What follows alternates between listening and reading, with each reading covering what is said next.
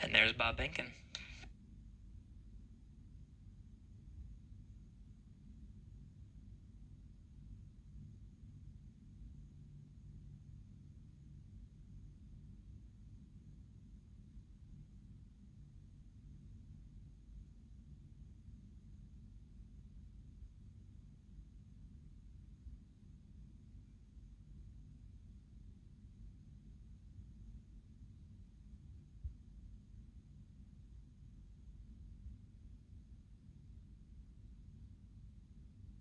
Still equalizing that pressure between Crew Dragon and International Space Station, just moments away.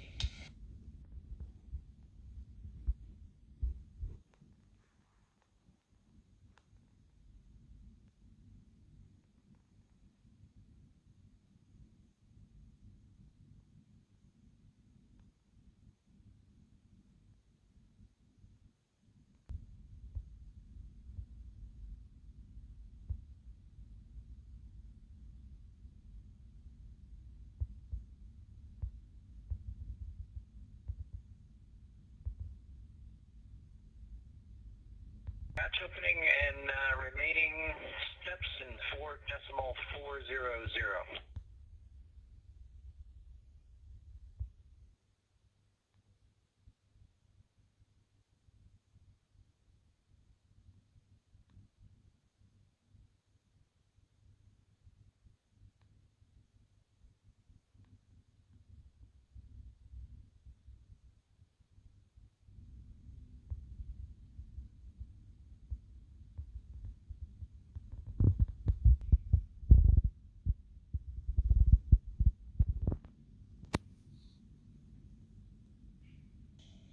And with that, the hatch is open. 12:02 p.m. Central Time, 1:02 p.m. Eastern. Bob Behnken and Doug Hurley opened the hatch to the International Space Station after launching from American soil on a U.S. vehicle for the first time in 9 years. The first time ever for a commercially built spacecraft.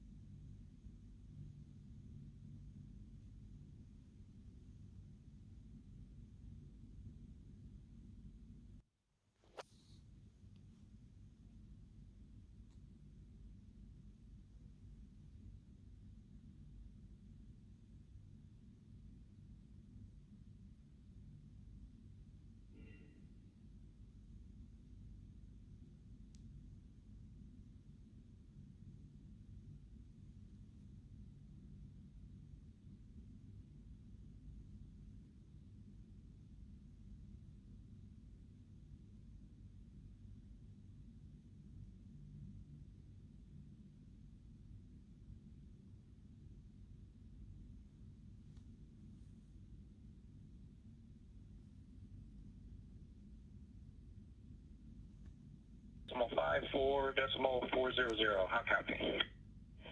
I copy. Hatch is open. Great to hear. Thanks.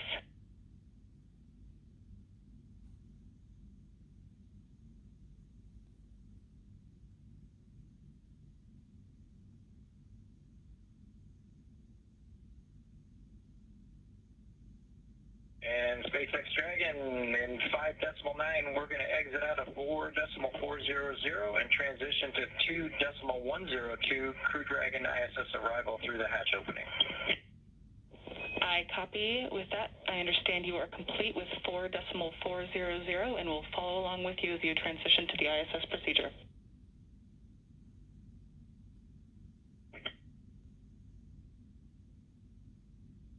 6.1 of 2.102, IMB duct installation is complete. Go for IMB fan activation. When they do, it'll be the first time that humans will enter through this hatch for the first time in 9 years.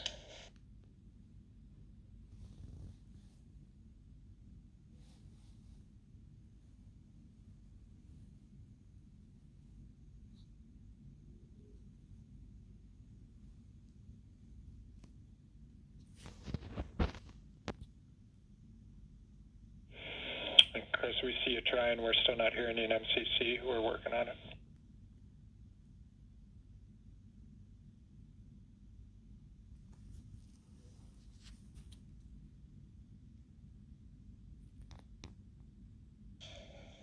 We have Bob Behnken from SpaceX Demo 2 mission entering the International Space Station.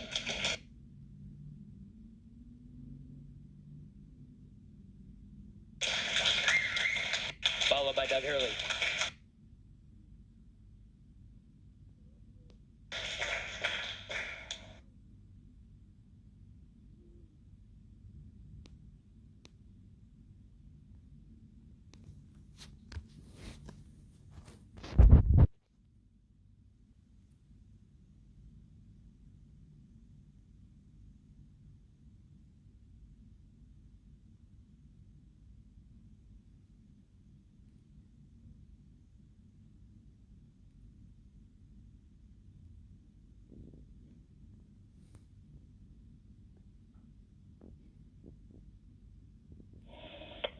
And Station Houston, we see you, and it's a great-looking photograph. So thanks for that. Stand by one. We'll call you when we're ready for the event in the next few seconds. Got a whole bunch of very happy and grateful people making their way into MCC right now.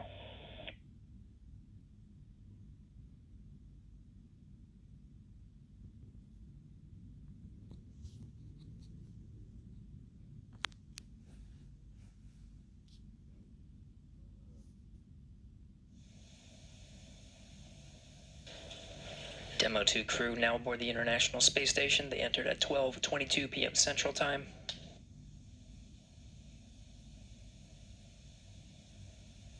The station at the time was 262 statute miles over Turkmenistan.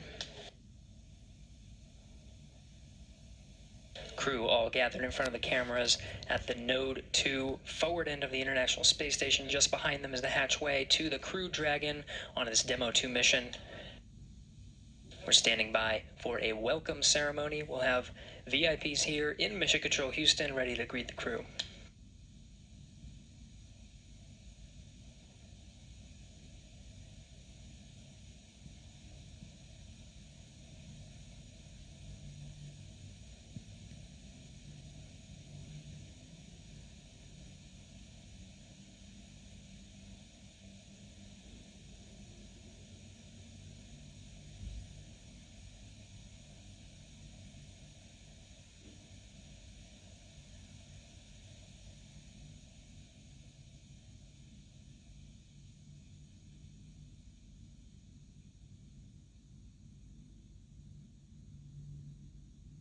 We're ready for the event. Houston, this station, we are ready for the event. Copy that. And sir, Administrator Bridenstine, welcome to MCC. Please call station for a voice check. Station, this is the NASA Administrator. Can you hear me? We hear you loud and clear, sir. Welcome to the space station. Thank you, Chris. It's good to see you. And welcome to Bob and Doug. I will tell you, the whole world saw this mission, and we are so proud of everything you have done for our country, and in fact, to inspire the world.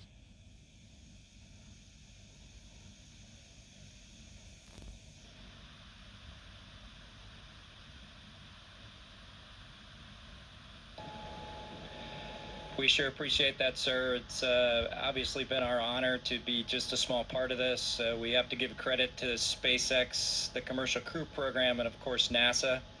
It's great to get the United States back in the crewed launch business, and we're just really glad to be on board this magnificent complex. Well, we have some VIPs with us here, and I'm sure they have some questions that they'd like to ask you, but I have one of my own before I turn it over. And I just wanted to find out if you guys got any sleep on your way up there the last, I'd say, I get 19 hours. Did you guys get any sleep?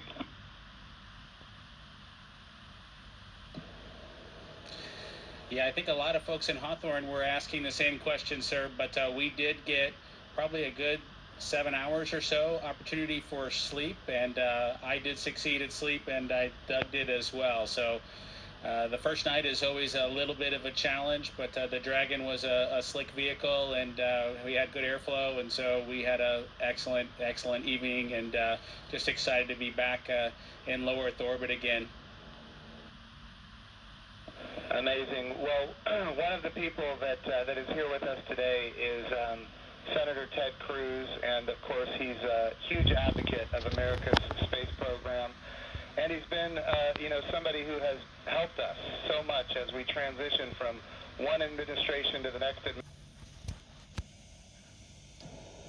Well, while we're on board the space station, of course, with the new spacecraft, we do hope to put her through her paces, and so the good ship Endeavour is going to get a lot of checkout over the next week or two here, and hopefully we'll be able to declare her operational, and Doug and I will be able to take some burden off of Chris and his crewmates, Ivan and Anatoly, so that we can keep the space station operating at its peak possibilities. So we're looking forward to contributing any way that we can, and like I said, trying to keep space station as productive as possible. As a country, we're in the midst of a tough week. We're seeing protests, we're seeing a lot of anger, we're seeing unity to address, in particular all the young people in America. What would you tell them in terms of what we can do when we can come together?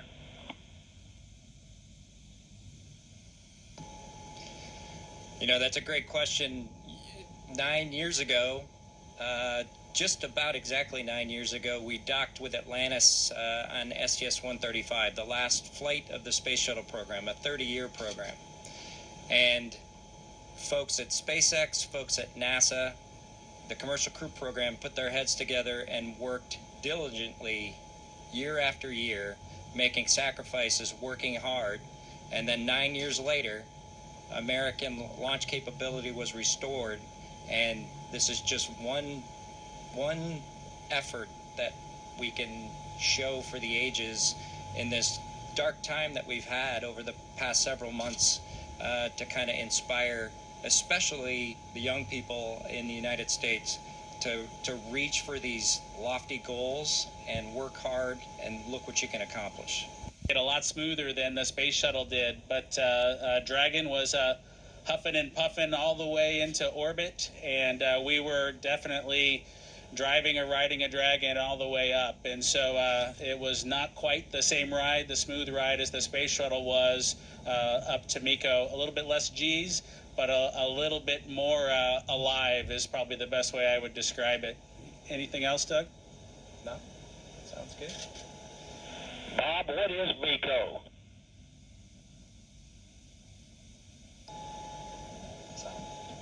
Sorry, I have to apologize for actually using the term MECO. It's a little bit confusing between the space shuttle and the Dragon vehicle. So it's a main engine cutoff is what MECO stands for. Those happened at different times in flight for the two vehicles. For the space shuttle, that was when you were all the way in orbit. For Dragon, that was just a little bit after 2 minutes.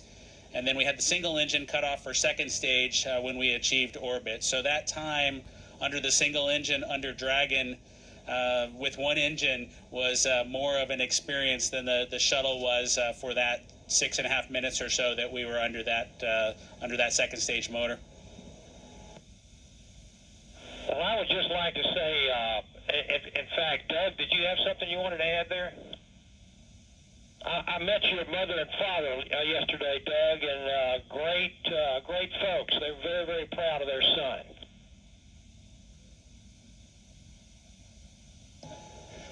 Yeah, that's pretty cool. Hopefully they enjoyed the launch. I know for parents, it can probably be pretty nerve-wracking for them to experience a launch. This was their third, so I'm glad everything went okay, and hopefully it was a good show. We haven't obviously heard or seen any video yet, but we're looking forward to seeing the launch replayed sometime. I can assure you that it was a great show. And be able to go further than ever before because of the public-private partnerships. We all know that if the government is creating the demand and the government is creating the supply, we will always be limited. But when we have partners that are interested in exploring commercially and doing the things that are necessary, to get capital investment, then we're all going to end up better. So I want to just say the whole world saw this. This is a new era in human spaceflight, and we are so grateful for the service of not just our two astronauts that embarked on this mission, but the 100,000 plus people that participate in it, in this mission, everything from the suppliers to the main contractors, to the NASA team, the SpaceX team. What an amazing day for our country and, in fact, for the world. I'm going to turn it over for a second to my deputy, Jim Morehard, who's been a great deputy at NASA.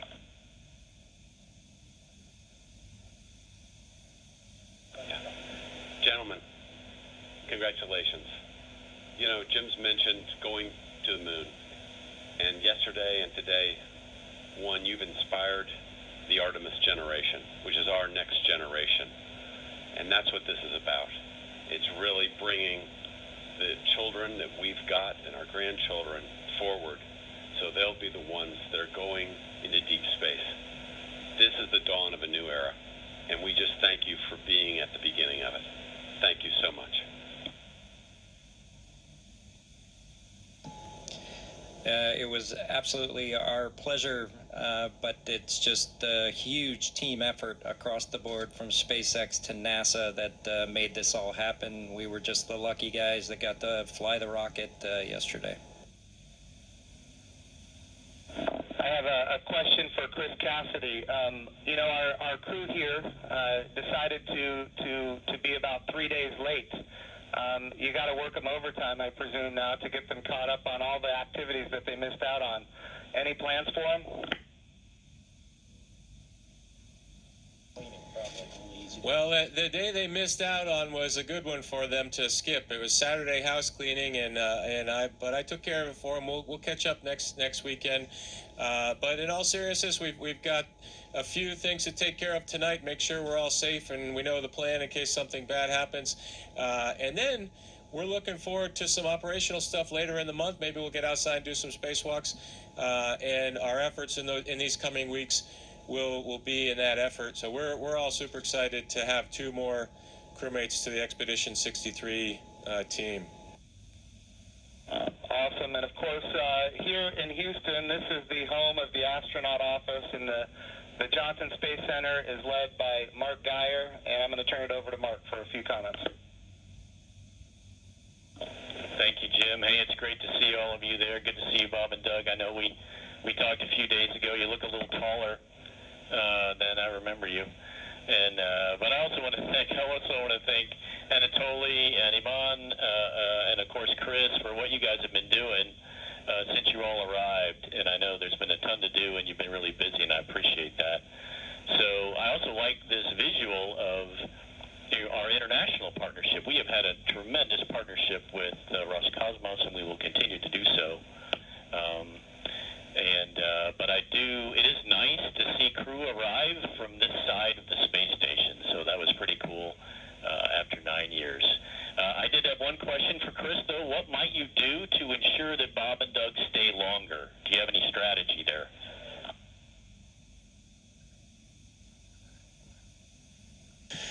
Well, we'll slow down the rate of which I'm eating food, and maybe we can stretch out our consumables a little bit. But that's a great question. We'll have to come up with some conniving scheme here in the next few days. All right, thank you. Thanks, guys. Look forward to greeting the 3 of you eventually back at Ellington after your work is complete. Thank you. And of course, Mark Geyer has an amazing deputy, Vanessa Weiss, if you'd like to come and say a few words. Thank you, Jim. Hi, guys. You look really good. I just want to say on behalf of everybody here, we just want to thank you. It was an amazing launch, and we love seeing the docking. You guys all look really good. Just thank you for all that you're doing, and we can't wait for you to return, but not too soon. Station wants you to get a lot of work done, so looking forward to all of that. But thank you, and God bless. Thank you, Vanessa. We appreciate that. All right, we also have with us Steve Jerzik, who is the Associate Administrator for the agency. For people who don't know what that is, that, of course, is the Chief Operating Officer of the agency. But he also ran the flight readiness review for this mission. He did really an amazing job, and I can't say enough about his leadership at the agency. Steve, if you'd like to say a few words, ask a few questions. Hey guys, it is just great to see you all on the station. I can't tell you how my adrenaline shut down when you guys opened the hatch. I mean, I've just been on edge ever since yesterday, and the weather cleared. I can't tell you how great it's been to see you on station. It has been a team effort. I felt like the last 2 years I've kind of been part of the team, working through issues, and it's been a heck of a year and a half with Demo 1 and the in-flight abort test, and working through issues like parachutes and the escape system, and I just could not be more proud of the team for getting to this point. It's amazing, and you obviously have been part of that. I really appreciate you all showing up in Washington, D.C. at our reviews, and because the last thing we do at those reviews is look at you all, because you guys are the risk takers, and make sure you're okay with where we are and where we're headed. So I really, really appreciate that. I really appreciate your active participation in that. And I could not be more, like I said, more proud of the team. And congratulations. And it is awesome to see you guys on station.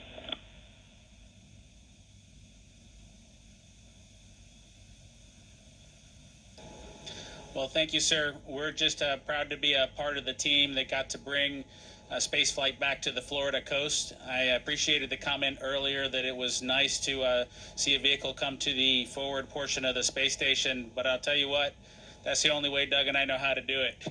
So thanks to the team for providing it to happen our way. We appreciate that. Well, Bob and Doug, just so you're aware, I'm being given the wrap signal. Doug, did you have something to say before we wrap it up here? Oh, no, sir. We're just happy to be here, and Chris is going to put us to work, and hopefully we will fit in and not mess too many things up. I have no doubt that you guys are going to do amazing work. I just want you to know the president came to the launch, and the vice president came to the launch. About half the cabinet was at the launch. We had members of Congress and members of the Senate from both sides of the aisle. And this was an amazing moment of unity for the nation. It was an amazing moment for the whole world to look up. In the midst of a coronavirus pandemic and some other challenges, we were able to have this very, very special moment where we could all look at the future and say that things are going to be brighter tomorrow than they are today. And you and the NASA team and the SpaceX team gave us that opportunity, and for that we are so grateful. I would also be remiss as the NASA administrator if I didn't promote what comes next. And of course, this is the beginning. We are now launching to low Earth orbit again, but we will soon be going to the moon. We will be going to the moon sustainably with commercial partners and international partners. We're going to use the resources of the moon to learn how to live and work for long periods of time. Ultimately, we're going to take all of that knowledge and we're going to go to Mars. And of course, this time when we go to the moon, we go with a very diverse, highly qualified astronaut corps that includes women, which is why we call the program Artemis, named after the twin sister of Apollo, and she, in Greek mythology, was the goddess of the moon. This is the beginning. There is so much more to come, and I'm glad that our representatives of the Johnson Space Center are here because we're going to be asking them to fund this project. And what an amazing day that you guys have given us. So thank you from not just me and the people here, but from the United States of America and people all around the world. I'm more popular on Twitter than I've ever been, and it's because of you guys. Thank you.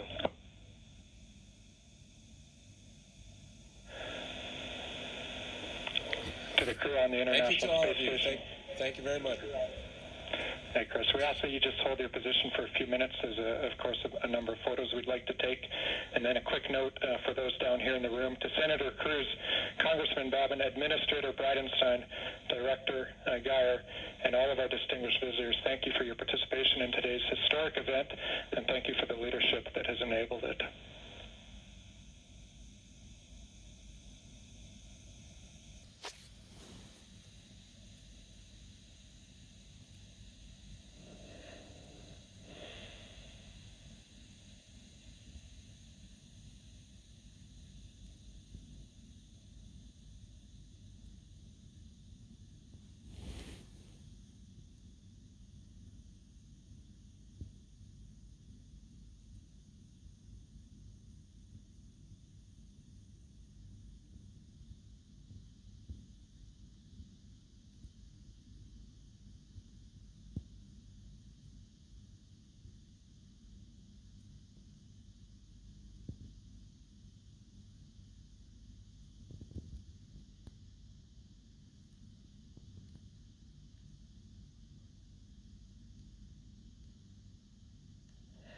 Station, this is Houston ACR.